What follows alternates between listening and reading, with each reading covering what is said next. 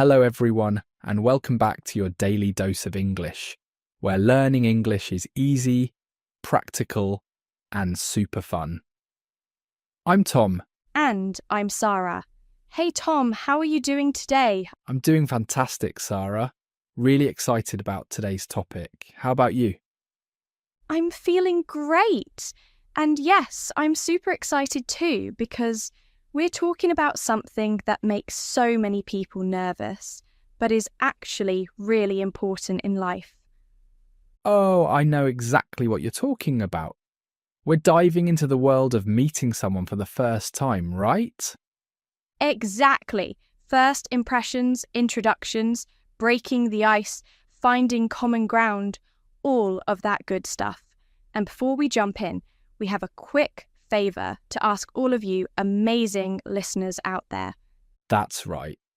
If you enjoy our podcast and you're finding it helpful for your English learning journey, please take just a moment to hit that subscribe button.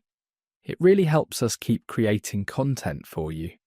And don't forget to give this episode a thumbs up and share it with your friends, your family, anyone who's learning English. We would really appreciate it. Absolutely. Your support means the world to us. Okay, Sarah, so let's talk about this. Meeting someone for the first time. Why does this make people so nervous? Oh, Tom, that's such a good question. I think it's because we all want to make a good first impression, right? We want people to like us. We want to seem interesting, friendly, confident. But sometimes our brain just goes blank and we don't know what to say. Yes, I completely understand that feeling. You know what's funny? Even native speakers get nervous about this. It's not just an English learner thing. Meeting new people can be awkward for everyone. That's so true. And you know what else? A lot of English learners worry about making grammar mistakes or not finding the right words, so they become extra nervous. Right. But here's the thing we want everyone to understand. When you meet someone for the first time, they're not judging your grammar. They're not counting your mistakes. They just want to have a nice, friendly conversation. Exactly. People care more about your energy, your smile, your friendliness, than whether you use the past perfect tense correctly. So today, we're going to give you all the tools you need to feel confident when meeting new people in English. Yes, and we're going to break it down step by step. We'll talk about how to introduce yourself, how to start a conversation with someone you don't know, how to keep that conversation going, and how to find things in common so the conversation feels natural and easy. Perfect. So let's start at the very beginning. Tom, when you meet someone for the first time, what's the first thing you should do? The first thing is the greeting. It sounds simple, but it's actually super important. A good greeting sets the tone for the whole conversation. Now, the most common and safe greeting in English is hello or hi. Right, and you can add, nice to meet you, right after. For example, if someone introduces themselves and says, hi, I'm Michael, you can respond with, hi, Michael, I'm Sarah. Nice to meet you. Perfect example. Nice to meet you is probably the most useful phrase for first meetings. It's polite, it's friendly, and it's appropriate in almost any situation, whether you're meeting someone at a party, at work, at school, anywhere. And here's a little tip. When you say, nice to meet you, try to smile and make eye contact. It makes you seem warm and approachable. Remember, communication isn't just about words. Your body language matters too. That's such an important point, Sarah. If you say nice to meet you, but you're looking at the floor or you have your arms crossed, it doesn't feel genuine. But if you smile and look at the person, suddenly you seem confident and friendly. Exactly. Okay, so we've covered the basic greeting. But Tom, what if you're in a more casual situation? Like, what if you're at a coffee shop or a party with friends? Can you still say, "Nice to meet you," or is that too formal? Good question. Nice to meet you works in casual situations too, but if you want to sound more relaxed and informal, you can say things like, "Hey, how's it going?" Or, "Hi there," or even just "Hey" with a friendly wave. I love "How's it going?" That's one of my favourites because it's friendly, and it also gives the other person a chance to respond. They might say, "I'm good. How about you?" And boom, you've already started a conversation. Yes. And that brings us to the next important skill, introducing yourself. After the initial greeting, you need to tell the person your name. The simplest way is just to say, "I'm," followed by your name. For example, "I'm Tom," or "My name is Tom." Both are great. "I'm Sarah" is more casual and common in everyday conversation. "My name is Sarah" is a tiny bit more formal, but still perfectly fine. You can use either one depending on how you feel. Right. And here's a pro tip. After you say your name, you can add a little bit more information to keep the conversation going. For example, "I'm Tom. I work with Jessica," or "I'm Tom. I'm a friend of the host." Oh, that's so smart. It gives context. It helps the other person understand how you're connected to the situation, and it also gives them something to respond to. They might say, "Oh, you work with Jessica? How long have you known her?" Exactly. You're opening doors for conversation. Now, after you introduce yourself, it's polite to ask the other person their name if they haven't said it yet. You can simply ask, "And you are?" or "What's your name?" Or you can be even more casual and say, "And what do I call you?" Or, "Sorry, I didn't catch your name." These are all natural, friendly ways to ask for someone's name. Perfect. Okay, so let's imagine we've done the greeting and the introductions. Now comes the tricky part, keeping the conversation going. This is where a lot of people freeze up. They think, "What do I say next?" Sarah, what's your advice for this? This is where icebreakers come in. An icebreaker is basically a question or comment that helps you start a real conversation. It breaks the awkward silence. It breaks the ice, right? I love that phrase. Breaking the ice. It's such a perfect description. You're melting away that uncomfortable, frozen feeling at the beginning of a conversation. Exactly. So, here are some classic icebreakers that work in almost any situation. First, you can comment on the environment. For example, if you're at a party, you can say, "This is a really nice place, isn't it?" Or, "The music is great." Yes, commenting on your surroundings is safe and easy. You can also comment on the food if you're at a dinner or event. "This food is delicious. Have you tried the desserts yet?" Another great icebreaker is to ask how the person is connected to the situation. For example, "So, how do you know the host?" Or, "Are you here for work or just visiting?"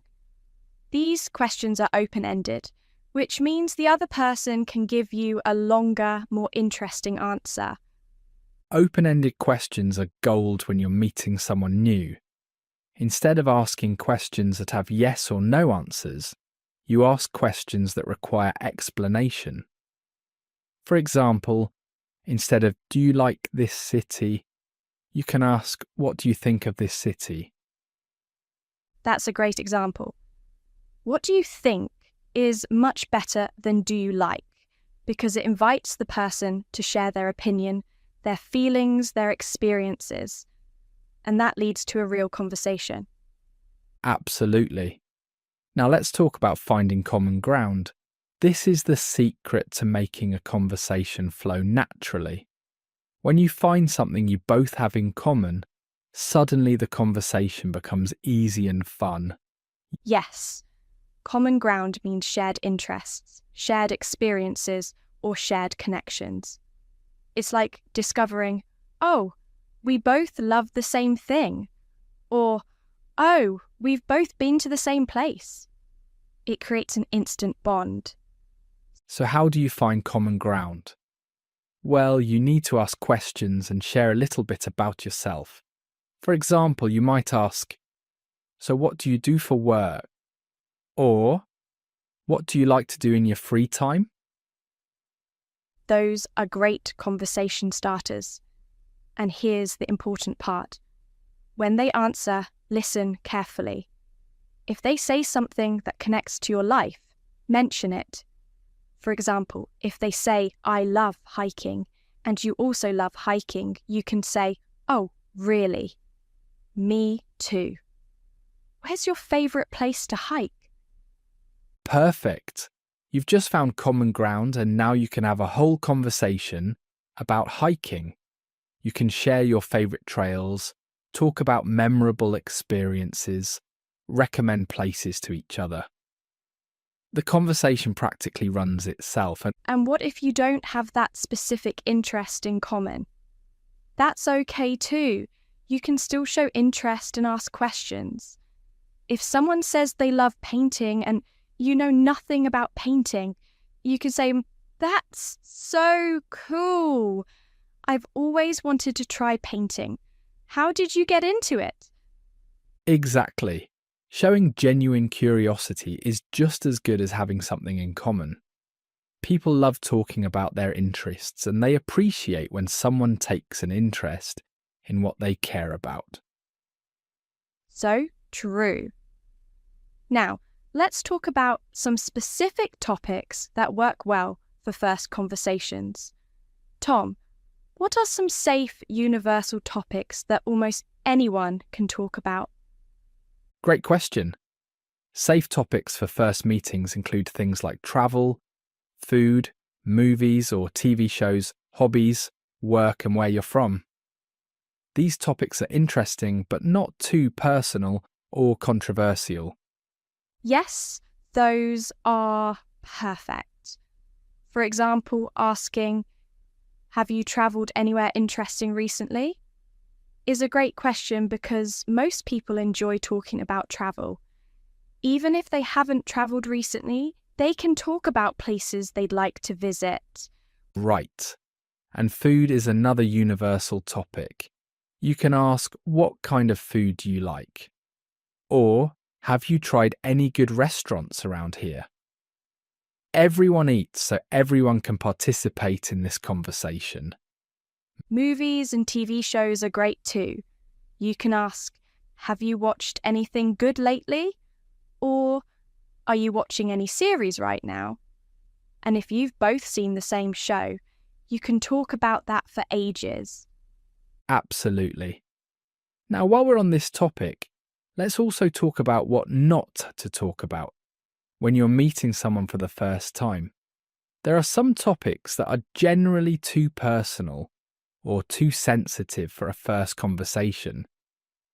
Yes, this is important. Generally, you want to avoid topics like politics, religion, money, health problems, or anything too personal like relationships or family problems. These topics can make people uncomfortable when they don't know you well yet. Exactly. Keep it light, keep it positive, keep it friendly.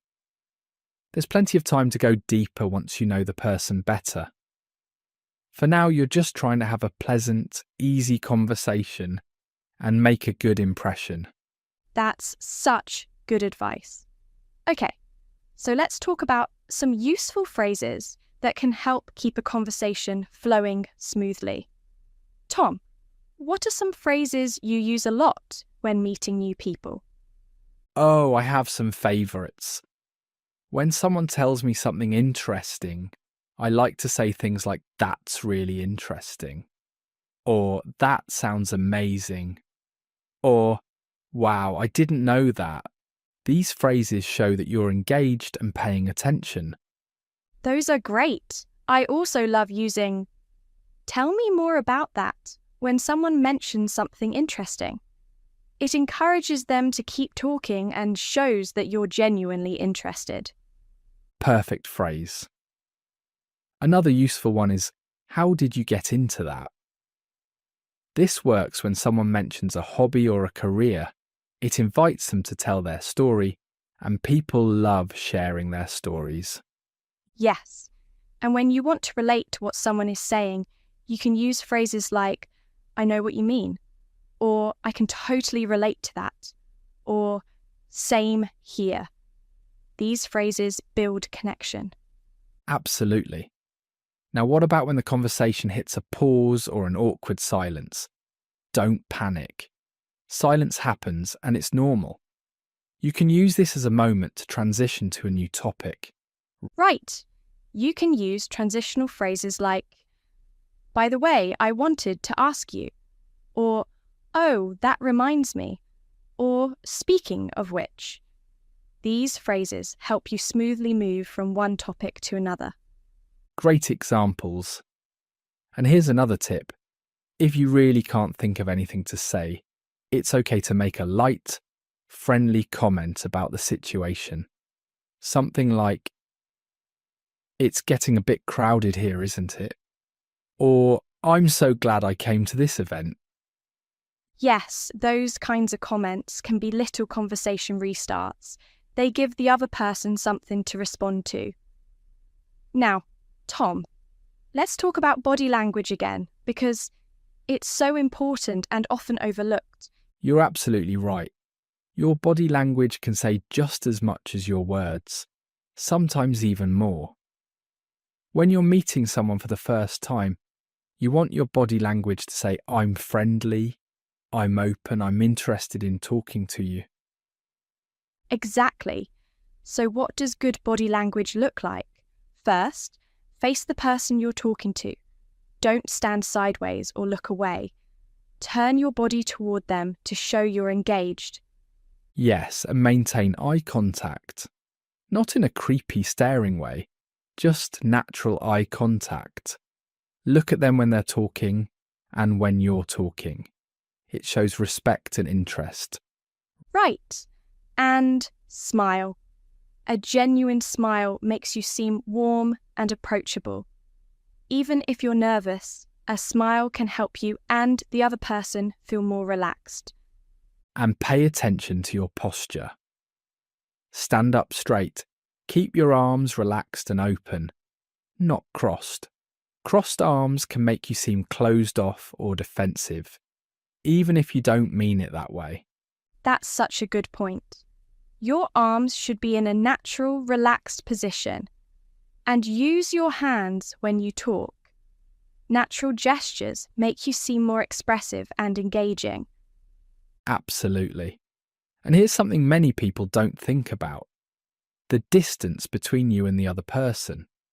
You want to stand close enough to have a conversation, but not so close that you're in their personal space. Yes, personal space is important. In most English-speaking cultures, a comfortable conversation distance is about an arm's length away. Close enough to hear each other, but not too close to feel uncomfortable. Perfect guideline. Now let's talk about ending the conversation. This is another area where people sometimes struggle. How do you politely end a conversation when you need to leave or move on? Great question. First of all, it's totally okay to end a conversation. You don't have to talk to one person all night. The polite way to do it is to give a reason and express that you enjoyed talking to them. Yes, you can say something like, "It was really nice meeting you, but I should go say hello to a few other people."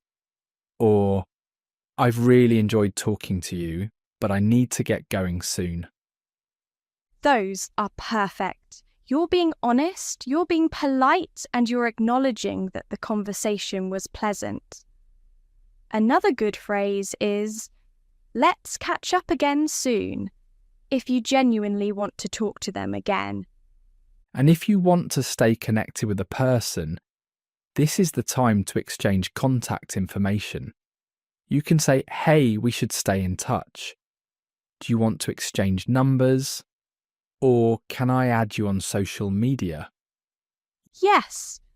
And if someone asks for your contact information, but you don't want to share it, that's okay too.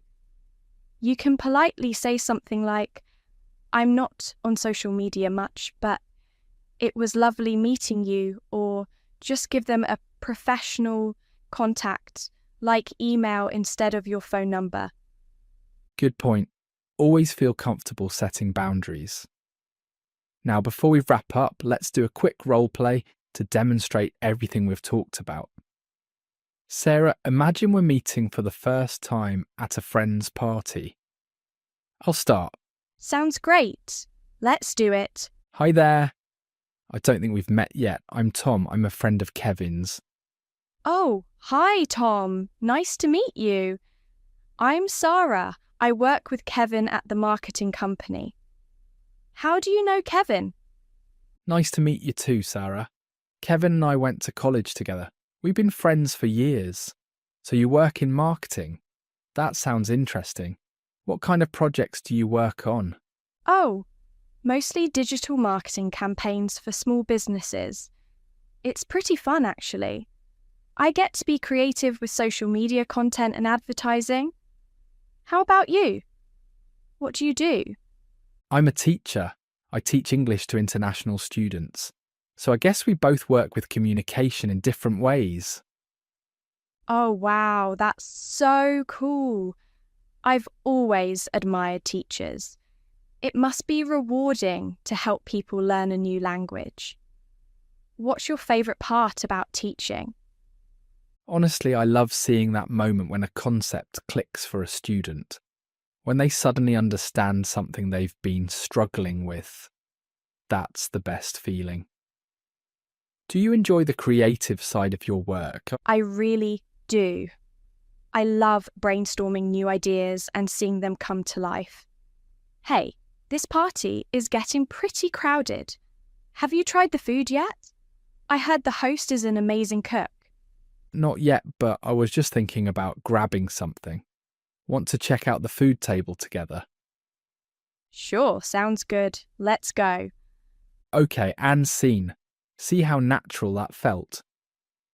We did introductions, found common ground, asked open-ended questions, and smoothly transitioned topics. Exactly. And we ended with a suggestion to do something together, which is a great way to continue building that connection. That conversation had all the elements we talked about. It did. And notice we didn't use complicated vocabulary or perfect grammar. We just had a friendly, natural conversation. That's what meeting someone for the first time should feel like. Absolutely. And you know what? For our listeners, the more you practice these conversations, the easier they become. It's just like learning any new skill. At first, it feels awkward, but with practice, it becomes second nature. So true. And here's my final piece of advice for everyone listening. Don't put too much pressure on yourself. Every conversation doesn't have to be perfect or amazing. Sometimes you'll meet someone and you'll instantly click. Other times, the conversation will be fine but not super exciting. And that's completely normal. Yes! The goal isn't to become best friends with everyone you meet. The goal is just to have a pleasant, polite interaction and make a decent first impression. Some people you'll connect with, others you won't, and that's life. Exactly. And remember, mistakes are okay. If you forget someone's name, just politely ask again. If you can't think of the right word, it's fine to pause and find it. Native speakers do this too. Real conversations aren't like textbooks. They're messy and imperfect and human. That's such an important reminder. So let's do a quick recap of everything we covered today, Tom. Great idea. So first we talked about greetings and introductions. Remember to say hello, introduce yourself clearly, and use nice to meet you to start things off on a friendly note. Then we discussed icebreakers, those conversation starters that help you move past the awkward beginning. Comment on your environment, ask open-ended questions, and find common ground. We covered safe topics for first conversations like travel, food, hobbies, and entertainment. And we warned you about topics to avoid like politics, religion, and anything too personal. We talked about useful phrases to keep conversations flowing, like, tell me more about that, and that's really interesting, and how did you get into that? And we discussed the importance of body language, making eye contact, smiling, facing the person, and respecting personal space. Finally, we covered how to politely end a conversation and exchange contact information if you want to stay in touch. And we did a role play to show you how it all comes together in a real conversation. Wow, we covered a lot today. Sarah, I hope our listeners feel more confident now about meeting new people in English. Me too. And remember, everyone, confidence comes from practice. So go out there and start conversations. Talk to people in coffee shops, at events, in class, wherever you are. The more you do it, the easier it gets. Absolutely. Every conversation is a chance to improve your English and maybe even make a new friend. Don't be afraid to put yourself out there. Well, I think that's all the time we have for today's episode. This was such a fun and useful conversation. It really was. And to all of you listening, thank you so much for being part of your daily dose of English. We really appreciate you taking the time to learn with us today. Yes, thank you. And please, if you found this episode helpful, don't forget to subscribe to our channel so you never miss an episode. We create new content every week to help you improve your English. And hit that like button. It really helps us reach more English learners like you. Plus, share this episode with your friends who are learning English. Learning is more fun when you do it together. Absolutely. And we want to hear from you. Go to the comments section right now and tell us, what's the most difficult part about meeting new people in English? Is it starting the conversation, finding topics to talk about, or something else? Yes, please leave a comment. We read every single one, and we love hearing about your experiences and challenges. Your feedback helps us create better content for you. And here's a fun challenge for you. The next time you meet someone new, try using at least 3 phrases we talked about today. Then come back and tell us how it went. We want to celebrate your wins with you. I love that challenge. Okay, everyone, until next time, keep practicing, keep learning, and most importantly, keep being brave enough to start conversations. You've got this. Yes, you absolutely do. Thank you for listening, and we'll see you in the next episode. Take care, everyone. Bye for now. Goodbye.